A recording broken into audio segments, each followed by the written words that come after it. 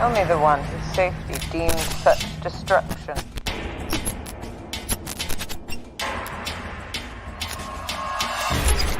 Songs of eons past tell of battles between Mandalore the Great and an order of sorcerers called Jedi.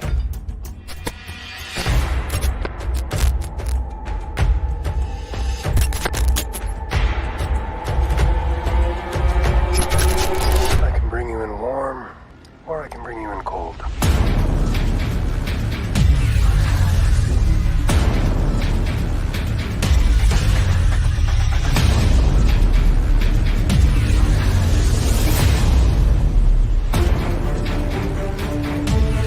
You are a Mandalorian. Your ancestors wrote the great mythos.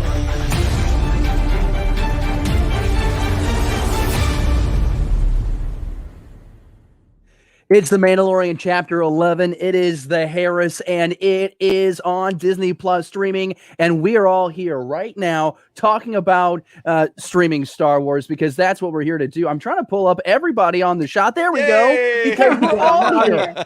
We are so excited to be talking about this episode of The Mandalorian. And I'm going to go out and say right now, this may be the best episode of the series we have gotten to date. We'll discuss why I think that, why Josh might not agree, why Arzu may or may not agree. We are going to have a great time over the next 30 to 40 minutes. We're not sure how we're going to keep it tight, right? That's the whole point. We're going to keep this tight, but we want everyone to finally be able to shout to the mountaintops how great this episode was. Mr. Josh Most, you stayed up with me to watch this episode at 2:30 in the morning, man. We did. We had a Mando late night party last night. It was a lot of fun. You and I got to pause at the same time. We synchronized our starts and ends. It was great. It was a wonderful bonding out. experience. I'm tired.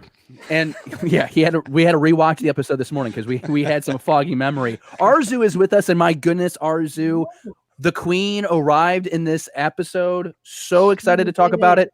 You're very happy with this episode overall, though, right? So happy. I loved this episode. One of my favorite episodes of the series so far.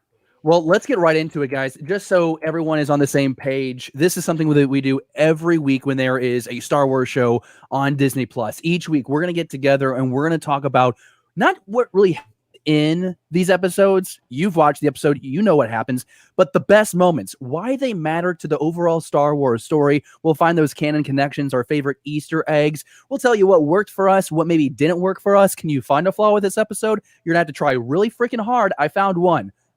Don't shoot the messenger. We're going to get into all of it here in the next 30 minutes. So really excited. Let's start off right off the top here with this. Oh my gosh.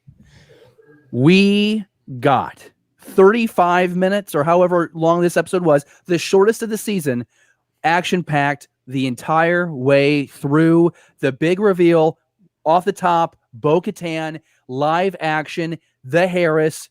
This is amazing. Katie Sackhoff, the voice actress behind the character of the Clone Wars. But my goodness, she is Bo-Katan in the armor in live action. She comes in flanked by two other Mandos. It was an incredible entrance. I can't imagine a better entrance for a character, really.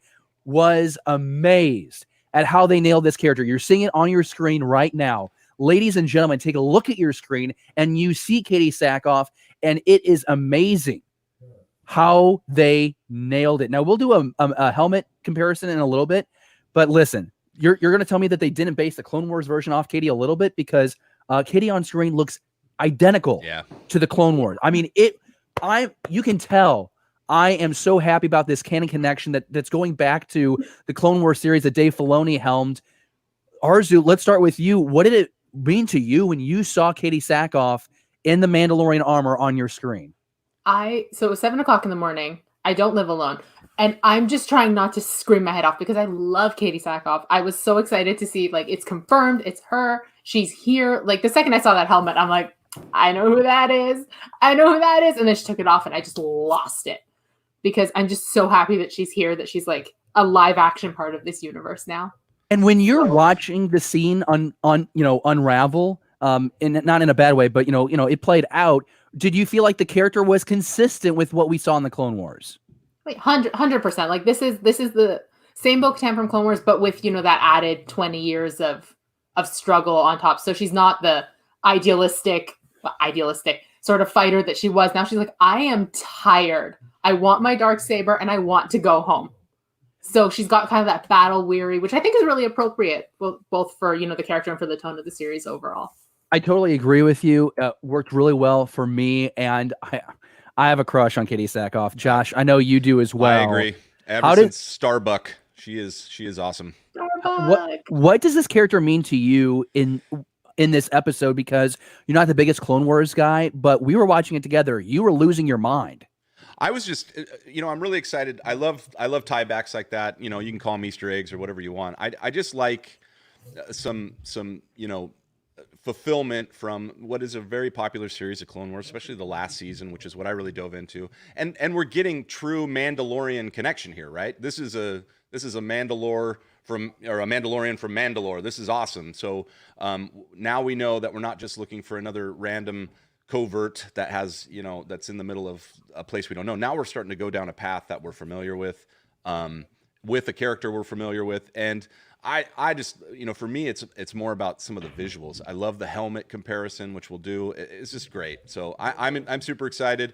And I'm also, I don't know what's going to happen next, so let's just keep rocking. And the fight, I liked the fight. I think you had one issue. I liked it. Dave had issues with it. Well, no, and let's be clear. So obviously we get to this planet called Trask. I believe I'm saying that correctly. We get to this water planet. There's Quarren. There's Mon Calamari. The Mando, right? We're trying to find other Mandalorians, and these Quarren backstab them. I was pleased with the action sequence where Bo-Katan and her fellow Mandos make her appearance. I mean, I thought that action on the ship was cool. Also, I still think it's a little weird that there's actual boats in Star Wars, but cool. The action sequence there worked really well. It was that second action sequence there in the sky as they're trying to get these weapons and take down this ship.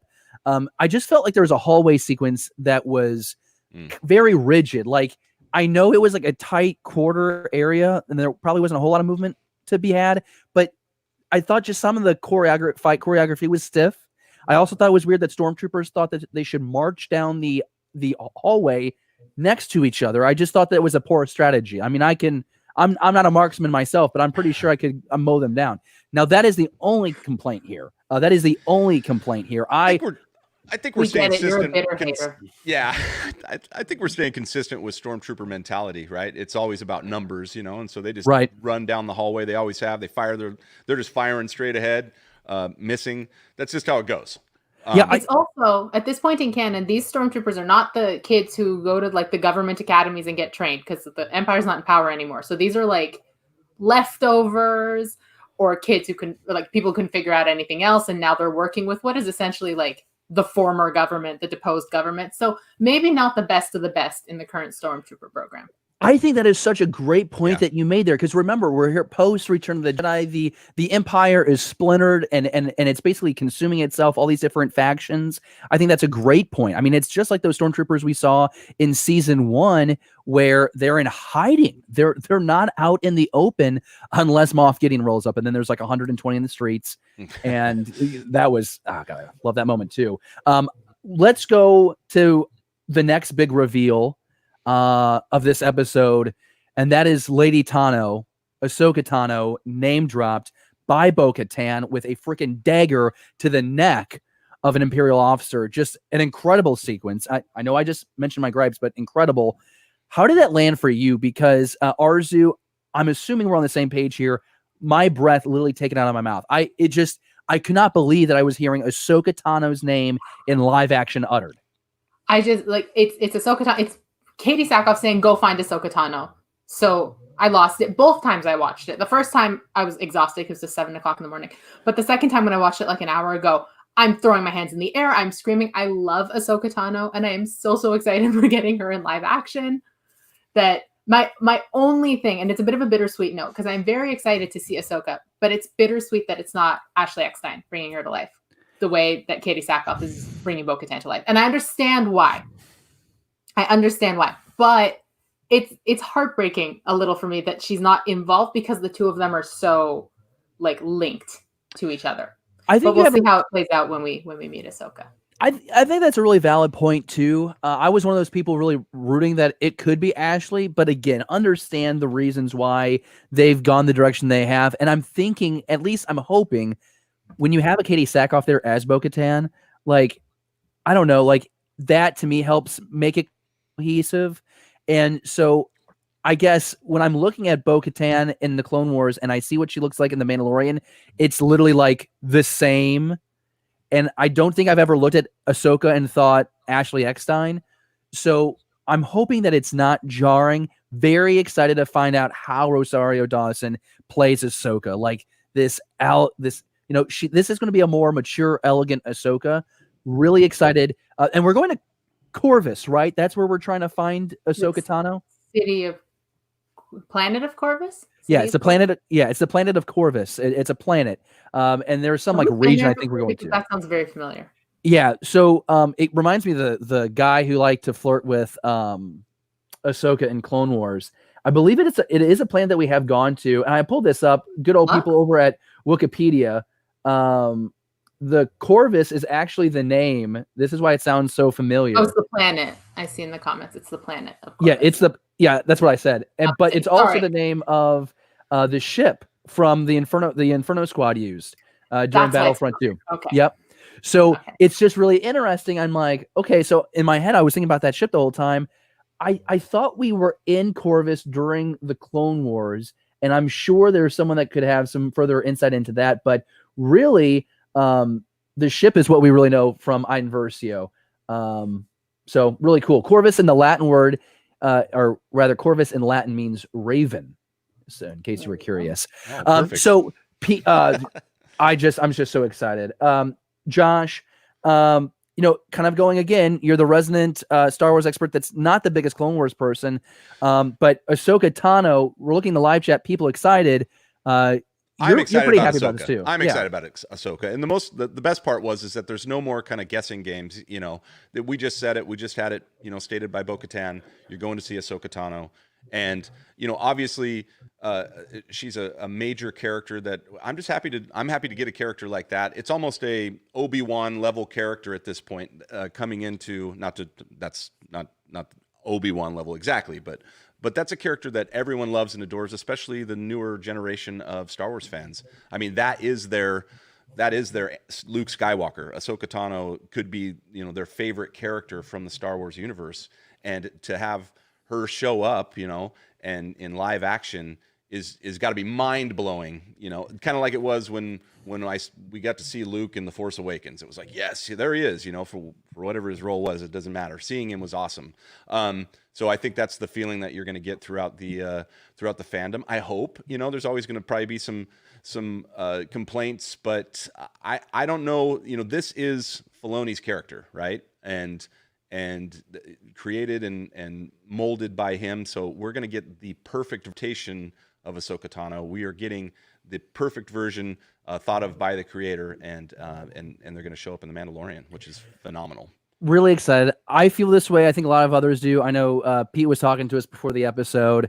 I think Ahsoka is probably 2 episodes away, realistically, because the next episode is Carl Weathers directing. It's the episode after that Dave Filoni directs. And so to me, you're not going to let anyone direct that episode other than Filoni. So I think Pete's on the money with that. Also, he helped me out. I was thinking of Clovis, the character from Clone Wars, but yeah, we did throw out there that Corvus is the name of that ship. I'm sorry. He flirts with Padme. That's right. He flirts with Padme. Wow, I really messed up that Clone Wars trivia. Well, there is somebody who flirts with Ahsoka, but that's like Lux Bonteri, who does. I hate Bonteri. F that guy. Okay, we got some strong Bonteri haters today. Yeah. Hate him. Okay. Oh man, Twitter's gonna blow up. Oh my gosh, it's gonna be trending tomorrow. Which side of the Bonteri argument are you on? Yeah, I'm not a fan of that jerk. Let's stick with you, Josh, on this real quick. Moff Gideon doesn't really have action in this, but they know now it's a big problem, I guess. Bo-Katan finds out that Moff Gideon has the Darksaber. And also we have the sequence where Moff Gideon's basically like, hey, for the love of the Empire, kill yourself, Imperial officer. We thought that was a fun, intense scene. But then, when it goes kamikaze, we're like, holy this is elevating Like, I did not think of the Empire in this way, but this is like Japanese World War II kamikaze going on here, Josh. And like you said it just now, that's it. It's for the Empire. I mean, it's for the Empire. This mentality of Moff Gideon's like, get rid of them. They're a danger. They're a threat to Gideon's, well-being, for that matter, or the Darksaber, whatever. He knows that there is a mission involving Mandalorians to come and get him. So this is for the Empire. And Titus, is that how you spell Titus Welliver? He's awesome. And I think Arzu has something maybe to talk about. Don't Titus. you know him, Arzu? You've worked with him, right? I don't know him. So back in the day, in one of my old jobs, I met him for a day. And it's just like, I was kind of the lowest person on the food chain on staff. And he was just so courteous and lovely. And it speaks volumes about a person when they are that nice to the lowest person there, like on the hierarchy. And he was just like very courteous, very polite, like nothing beyond sort of very casual work-related conversation. But I think very highly of the man. So it was nice to see him there. And David, I think you said this. There couldn't be a better Imperial visage. I mean, look at that. That is an Imperial. Like, when you think Imperial, it just is nailed right there. There's a certain arrogance and elitism to a great Imperial officer. There is the British accent. No disrespect to our cohort here on the network, Shannon, but there is, that's how George kind of designed the Empire. They had that British air, and there's like this ignorance and arrogance and like, and he captures all of it. I mean, put him in the same category as like Kennedy from The Last Jedi. I mean, obviously that's the First Order. We're talking about the Empire here, but these officers just nailed it. And I love hearing that story that Arzu shared with us. That makes it so much more fun. And not to be rude, but Titus is playing a character that's pretty minor. I mean, obviously they were going to off him here into the seas of this planet. But learning more about that individual behind the scenes, and then the excitement of the sequence. He's a smaller character that I have big respect for, and I really enjoy. If I had a trading card deck of Star Wars trading cards, I would be trading for Titus. Trading for Titus. I was trying to make it smooth. My tongue got tied.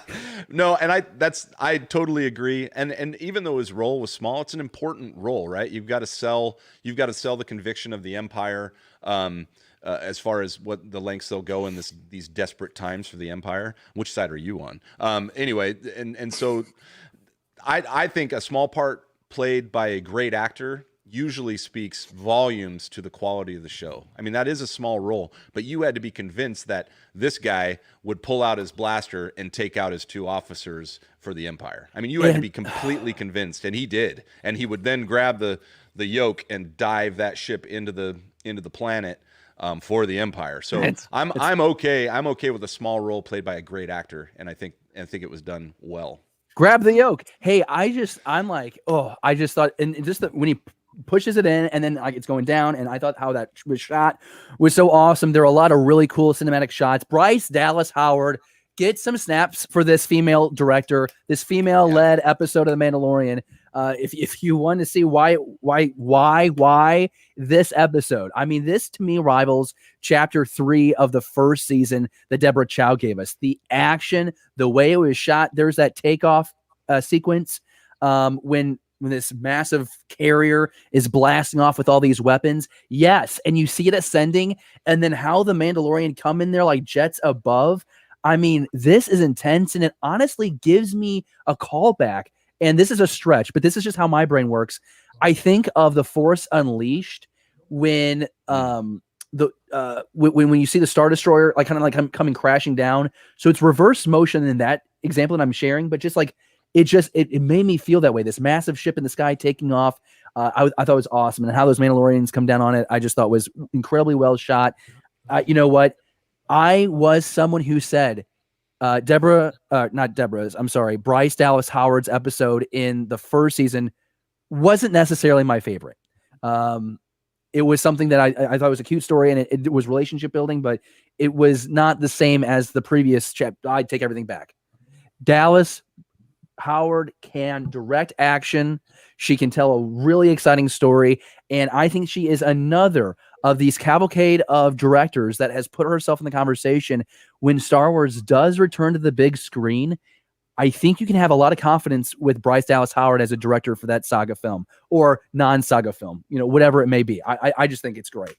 They should absolutely give her her own like big screen Star Wars, her own series, like, because the episode which Dave said he didn't like very much, like season 1, is my favorite episode of the season because I just love the way she kind of melds action with like character building because we do have a lot of character building for Din in this episode, like with the realization of like the cult he essentially grew up in and like him kind of reckoning with himself. So she does strike that balance between all of this internal, what does it mean to be me, and then the action. And then I think you're absolutely right.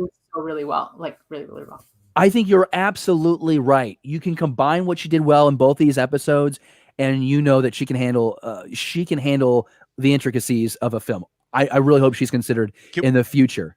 Can we talk about the cinematography too? I mean, we're on a a planet, a water planet, Trask, right? And and it's cold, it's deadliest catch out on the barge, and you get that feel throughout the whole thing. It's kind of this gray feeling, a dark time, and everything you see kind of relates back to that. Even when the Mandalorians show up, there's from the vividness of chapter 9 to this chapter, which is so dark, so bright, and now to go to so dark. I really liked the contrast, especially like you could do today if you wanted to. If you kind of watched these first 3 episodes kind of in sequence, you're going to see this change in mood, which I appreciated. I thought it was very cool. I like a good dark gritty. I think it adds to action when you have some of that cinematography that is kind of gritty, and then when vibrant moments happen, they really pop out. Like look at the armor, or on these Mandos. Look at the crates and the oranges and the reds. I'm always a big fan, and heck, lasers look awesome on a dark background too. So I was a big fan of the cinematography. I thought it was well done and looked visually stunning, in my opinion. Really happy with it. I want to talk about Easter eggs next, but before we do that, we need to give a shout out to the live chat. 21 plus people with us live for this breakdown of Chapter 11, the Heiress, and I want to see what they're all talking about. A lot of people just excited they can finally talk about spoilers in a safe place, because Twitter, I'm running a poll right now on Twitter, and it seems like everyone's like Monday after is the earliest you can openly talk about this episode. We have all remaining systems saying, I'm glad we finally got an in-series explanation about why only some Mandos insist on wearing their helmets at all times. Yes, and I think that fully worked. agree. You and I just like went, yay, that's a good explanation last night. I fully agree. I think there were some people speculating along the lines that they presented today that it's just Din's group that believes this, probably because who's going to tell Bo-Katan she's not a Mandalorian? Like, right. So it's nice to see that sort of confirmed. So does that lead to Din Djarin taking off his helmet? So does Pedro finally get to have some face acting going Arzu, on? easy. Listen, Pedro, you do not stick him behind a helmet for 4 seasons on end. No one puts the Viper behind a helmet for that long. Yeah, so that's... Well, and we learned about the Children of the Watch. So, yeah, we understand that he is from a cult. We get a little insight into Death Watch and like stigmas with different factions of Mandalorian culture. Really cool. I mean, like that. Yeah, loved it. There is so much you can dive into as a casual fan, but also as someone who's really in the weeds of Star Wars lore, and especially the new canon. There's so much to chew on. That's why I'm saying it's like, you take 35 minutes. There is so much more to take away in this, I would argue, than this season premiere, which I thought was a good episode, but this just really knocked me off my seat. Even Bo's pistols were Clone Wars accurate. Yes, the detail is there. Yes. The detail is there. Great point, Andy. Speaking of details, there's a detail Josh and I really like about this episode. What's that? I worked it in. Are you ready? I'll show you the finest detail of this episode right here. Okay. Arzu, take it away. Jesus. Cable knit fisherman sweater. The sweater is fantastic. It's beautiful. That is Clone Wars accurate as well. The knitting is down to the stitch. This is a fisherman right here. This is a real fisherman, and his wife knit that with her own 2 fins. I love it. It was funny. Arzu and I both hopped into the room and we both said, "How about that sweater?" And so we may have our priorities a little skewed as far as what we enjoy about the Mandalorian. But I'm gonna look for one for the holidays. You know, we're getting like 79 different versions of Baby Yoda for Funko Pop. We should get one Mon Calamari sweater. Yeah, that's right. Yeah, that's fisherman right. sweater. Fisherman sweater. It's on everyone's list. I love it. I love it. I love it. Coming soon to Hot Topic. Mon Cala fisherman sweater.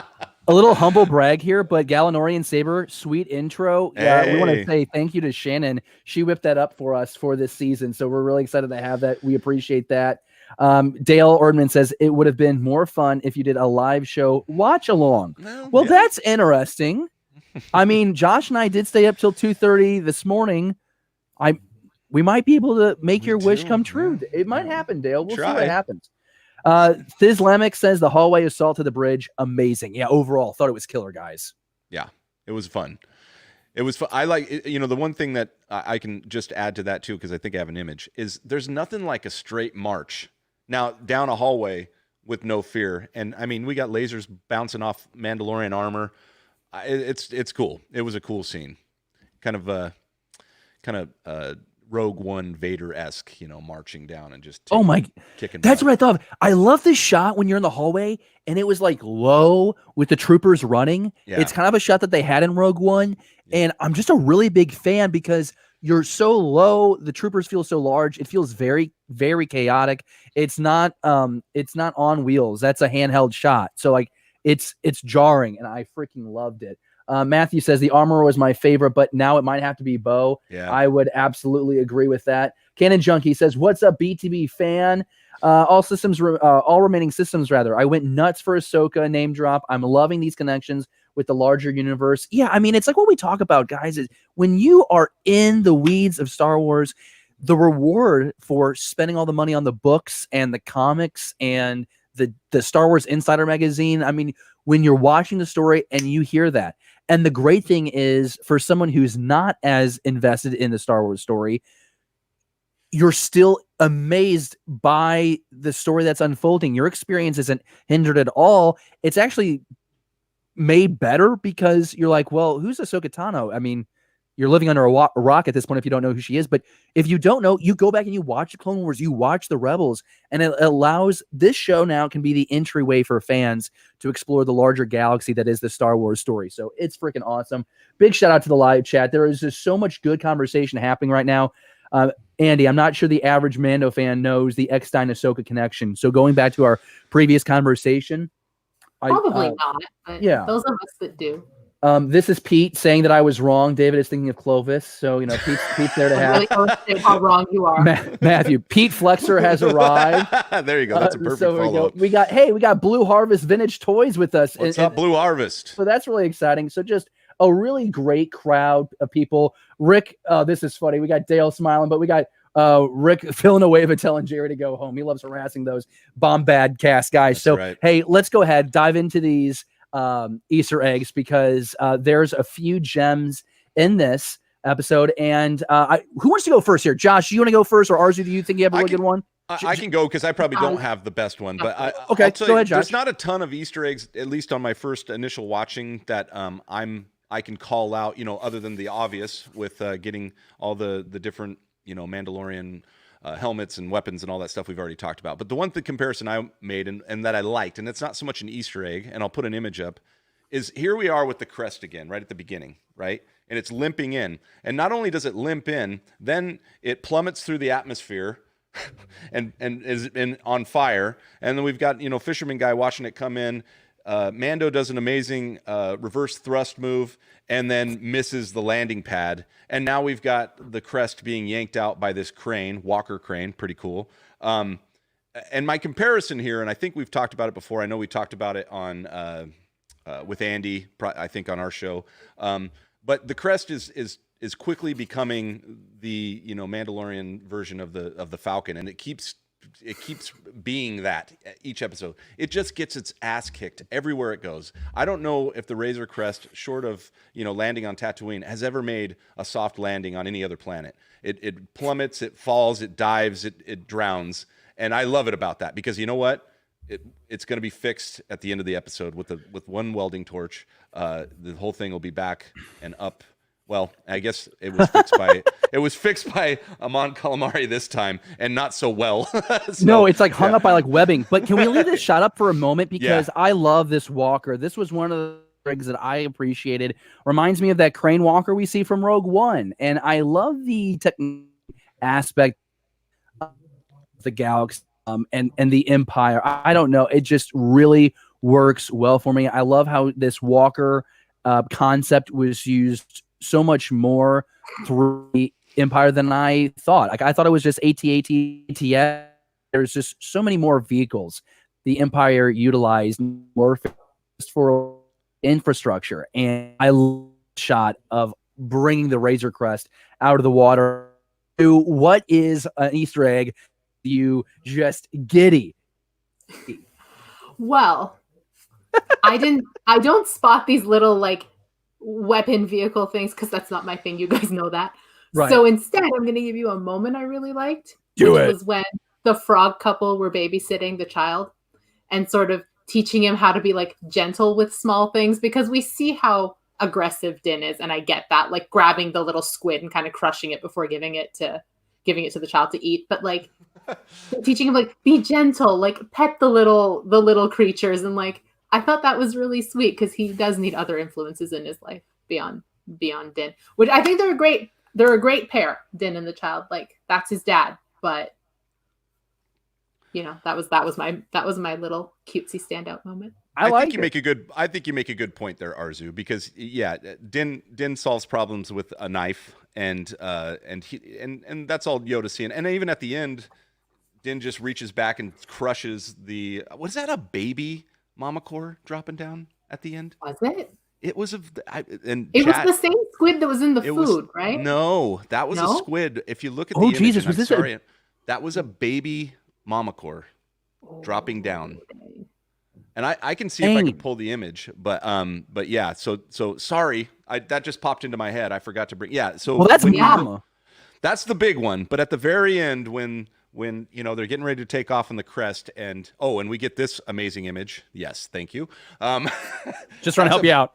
Thank you. That's a baby Mama Core, I believe, dropping down to finish the job for its mother. But yeah, there you go. There's an Easter egg. Wild. I mentioned it earlier, but the Quarren and seeing the Mon Calamari there, I thought was really cool. In this episode, I love the world building, more species. I thought it was kind of funny to hear, these.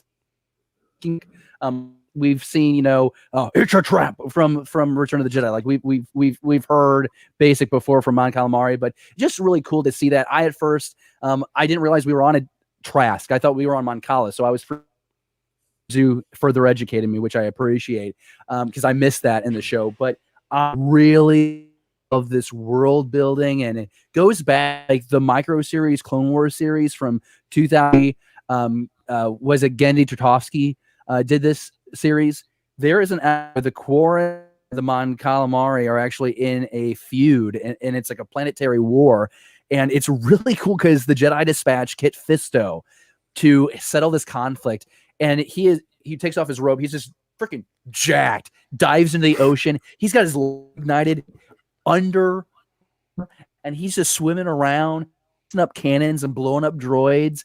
So it's incredible. Like it was like level 9,000 in that series.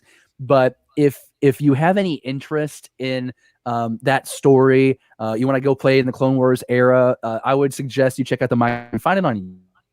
But it was really, that was what gave me some excitement. I also, I guess we kind of talked about it, but like the kamikaze scene, I thought was really a callback. George always liked to talk about dogfighting, like World War dogfight. And I thought it was interesting to have the influence of the Japanese, and you get that face. He's about to kill himself, or he is about to take a fat poop. Like that is just, oh my God. That is a face of constipation. Honest. That is a face of conviction. Okay. Let's say that. Let's go with that. That's better. I'm going with conviction. Conviction. I really do enjoy though, the name drop of the Darksaber. I thought that was really fascinating because I think that was something that we're all wondering at the end of season 1, what is going on with the dark? How does Moff Gideon have it? What's his role? And to have Bo out that he has it, the fact that the Imperial knows that he has it, I'm now curious. Own is the dark saber. What is this weapon? You know what the weapon is, but why is it so well known? Would be very few would have any information about. So I'm really curious about that. Arzu, you think I'm overthinking that by any chance? I just feel like no. I'm just trying to remember. To my memory, did they actually say, like, in that exchange between Bo-Katan and the Imperial and with Din standing there, did they say she's explicitly looking for the Darksaber? Because I don't remember it, and I kept thinking my brain is filling in the detail because I know that's what she's looking for. Yeah, she says, does he have the Darksaber? And then he's like, the officer's like, well, if you're asking that, you already know he has it. Oh, okay. I thought she just said, does he have it? And I'm like, I know what you're talking about. So I'm clearly didn't. We talked about Calamari. We talked about the Imperial wall when he designed the Quarren. Sasha Banks in the hood. Do we agree? Maybe just a misdirect. Get fans curious because she, the middleman to get us to the prize hand. Yes. That's I agree. Just kind of a bait and switch and a very good shot, a great image. I mean, the whole point of the trailer was to give you a little bit of mystery about how this season's going to go. And it's anyone in a hood peeking around the corner, especially when they're saying you need to, with the voiceover saying you need to help him find his kind. You need to find this group of Jedi, and you're seeing someone in a hood. I mean, I think that's where you're getting the comparison the intrigue. And then of course it starts all the chatter about who is that. And we find out again, just a good shot that turns into maybe not a character that we thought, which is okay. Another bait and we switch. spent so much time talking about her. Nobody ever thought to think that Bo-Katan would show up in the first 3 episodes. And we were even talking Sabine, right? We were even talking Sabine, and now we get Bo-Katan. So, I don't even want to say that. Can you get both, or should we get both? I don't think we should get both. I think we should. I think after we meet Ahsoka. Do you? We're gonna do that. Maybe down the line, maybe like next season. But what if she's with Ahsoka? What if she is with Ahsoka? I'm possible that they would still be there at this point because remember at the end of post Return of the Jedi, Ahsoka and Sabine are Ezra and Thrawn. They could be together on this quest. The only reason I think they're not is because the casting choices for this season have been about as airtight as a colander. So I think if Sabine was cast in this season, we would know. That's my only thing because everything else leaked. So if they had somebody cast for Sabine, then it would have come out by now. Yeah, and I was wrong because I'm pretty sure I thought Sasha Banks was Sabine. So I'm an idiot. I win. So because I said she wasn't. You do win. I'm gonna gloat now. Always. I want to go into live chat real quick. Everyone kind of sounding off about this. All remaining systems, Sabine could appear alongside Ahsoka. Yes, I agree with you. Sasha Banks' hair is cool. I agree. Canon Junkie, hey, dropping a massive BM takes conviction. I don't know what it means. Matthew says the ammo mule is excited today. I made a comment on BTB that I looked like a mule. And now Matthew, who's a big supporter of our show on the network, Patreon supporter. Now he wants a tank. He wants the tank top now with a mule and my face on the mule or something. I don't want that. I don't want that. Here's a cool comment. Tarkovsky's Clone Wars is magnificent. We absolutely agree. So pretty cool there. Oh, what if they find live action Ezra and Thrawn with Din's help? Very unlikely. I don't think. I hope not. I think that would be a series on its own because that's just a whole other adventure. Yeah, I would agree with you completely, Arzu. Crazy theory here from Pete Fletzer, host of Around the Galaxy, and he joins us on 5 as well here on the network. At the end of episode 8, Ahsoka leads the Mando to a Jedi since she isn't one Master Skywalker. This man has something you need to see. Well, I would listen. If you thought I lost my mind at 2:30 in the morning on Twitter, if Luke Skywalker comes around the corner, and I don't know who, maybe Can if they do that. Oh God, Who gives him the mantle? One of the things is I think Sebastian Stan is the fan favorite to be a younger Luke Skywalker. If you side by side, it works really well. It really does. and they probably have similar acting abilities if we're being honest about it. But I think that you're putting too much into this series. I think the charm of The Mandalorian is this intimate story about this Mandalorian and the child, and they're on this. But we're bringing Tano. I mean, maybe all hands on deck at this point for this series. I mean, it's like the season 1 big reveal of the child rocked the world, and it's a completely different approach on the season 2, which is we're going to show you all of our cards, and it's going to be this character and this character and maybe this character. So who knows? But I just can't imagine they would bring in one of the original 3, the Cadillacs of Star Wars characters in this series. I think that's a risk they wouldn't take. That's my thought. I don't disagree with you. And I don't know that I want them to. I want them to. I want this story to keep going. I'm okay bringing in a character like Bo-Katan or any other kind of callbacks even to the Clone War is fine with me, because those weren't screen time actors and they're not part of the main saga. I think it'd be too risky to bring in a Skywalker. You're gonna light a flame with that. Let's let the Mandalorian, because it is also a story about a non-Jedi hero here, right? He doesn't have force powers. He doesn't have a lightsaber. He can't take on an army by himself. He's barely surviving. The child's got to help him, beat the Mudhorn. He's just kind of, for the, other than the fact he's a Mandalorian, he's a normal guy, right? He's just a guy in armor, getting the job done. He's a badass, but he's not a Jedi. So I'm okay with that type of story. As a matter of fact, Ahsoka might even just be kind of a cameo type appearance too, just to progress the plot. But I don't see Ahsoka. We even said that about Boba. Boba, we don't know if we see Boba again. And now Ahsoka comes in. We don't know what her role is going to be large, if they're going to team up for an episode or two. We still haven't seen Cara Dune. We still haven't seen Grief. We don't know when they come back into play. We know they're in the trailer, so we're going to see them at some point. But are we teaming back up again? Yeah, possibly. They're probably gonna be next week. He needs to patch that ship up properly. He's not gonna take it all the way to wherever he's going. And let's go ahead and take the natural transition here about what we do think is going to happen next week, because we've mentioned it already in the show.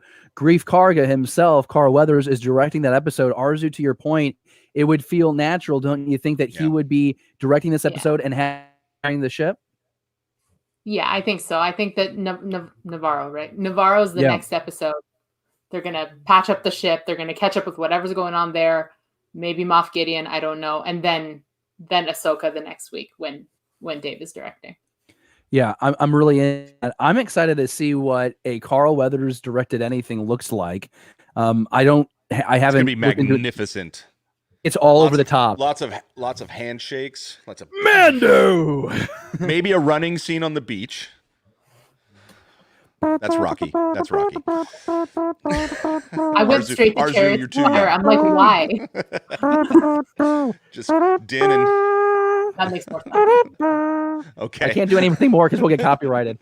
That's right. I'm really excited to see what he does. I think, if you have Grief, Cara Dune back, and here now, and I feel bad saying this, moving forward, as we look to chapter 12 and beyond, and again, we think that we're going to get Grief and Cara in this episode. The next episode, Dave Filoni directs, get Ahsoka Tano, right? We're getting these characters from other series of action, like a Bo-Katan, like an Ahsoka, and I'm thinking, if I can trade characters out, Cara Dune on Navarro after this this episode, we don't really need that character. For example, Grief Karga is cool, but they can actually kind of stay there. They serve their role there. They're kind of like home base for the Mandalorian. I'd rather see I'd rather see Din interacting more with Bo and Ahsoka and maybe a Sabine and other characters. I kind of hope the Frog Lady stays back. I like how this group that we're following is changing, and I think that's partially because I always thought this series was going to be about like a group of bounty hunters chasing the galaxy. Hasn't turned into that. But I guess my point is he even here a bounty hunter at this point? I mean, Mandalorian's not even a bounty hunter any longer. He's taking a sabbatical from bounty hunting to maintain his parenting duties and fulfill his parental obligations. Yeah. He's got a reluctant dad trying to do the best for his kid. Yeah. He's going to learn that he loves him. That's the new goal of the show. Arzu, before we wrap this thing up, is there anything looking to the future of, I guess, next week's episode? Is there anything that you're going to be reflecting on to get ready for that episode? Is there anything from this episode, I guess I should ask, is there anything that we should be focusing on more when we rewatch this episode to be ready for next week? Is there something you're focused on?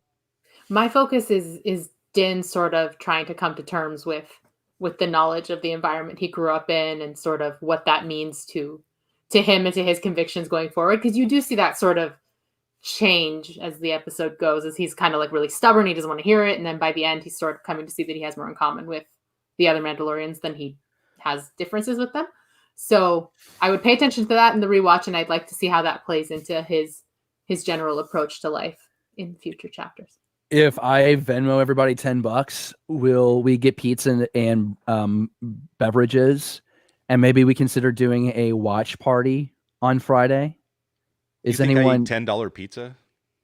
Okay, what do you want? Gourmet pizza is only for me. $12. No, I'm 12. Oh my God. I think that's something that we're gonna have to really consider for next week. I think it'd be a lot of fun. Yeah, no, I think that's a great idea. It was fun with you and I doing the watch, which just happened kind of randomly. So I'm down. Arzu. It'll only be, I don't know what time it is. 3:00 in the morning. Yeah, in Canada maybe. Eastern 27. Let's go. Yeah, there you go. This is from 2:30 in the morning. Then just get up early. Don't stay up late. Get up early. We could just call it that. No, I'd rather stay up than Well, it sounds awesome. like our arms have been pulled here, and I think this could be a really cool opportunity. We probably could get some more faces from the network in, and maybe we could get some friends from beyond the Blast Doors network to join us for this watch party. So you can let us know. Want to let you know that we'll be back next Friday.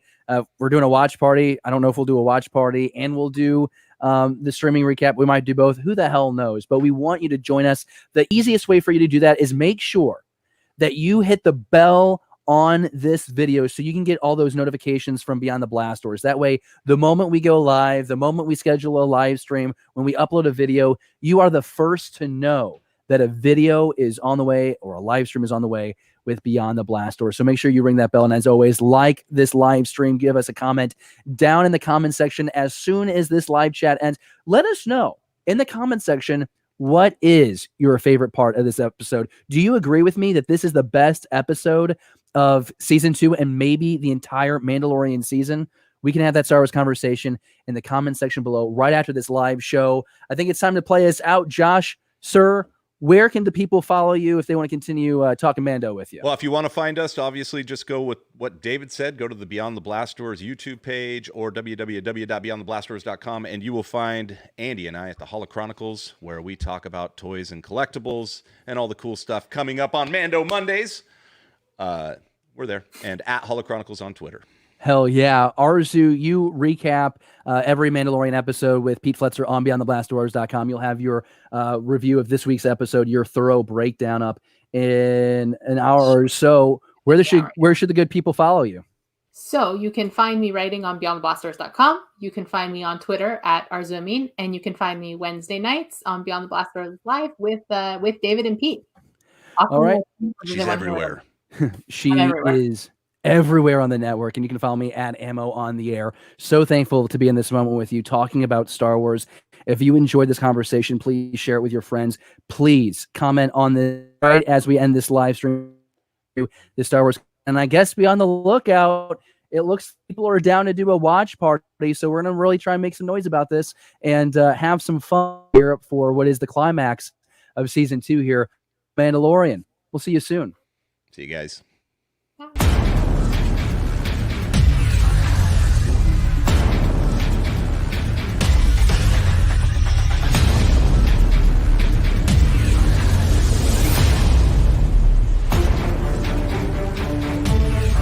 are a Mandalorian. Your ancestors wrote the great mythos.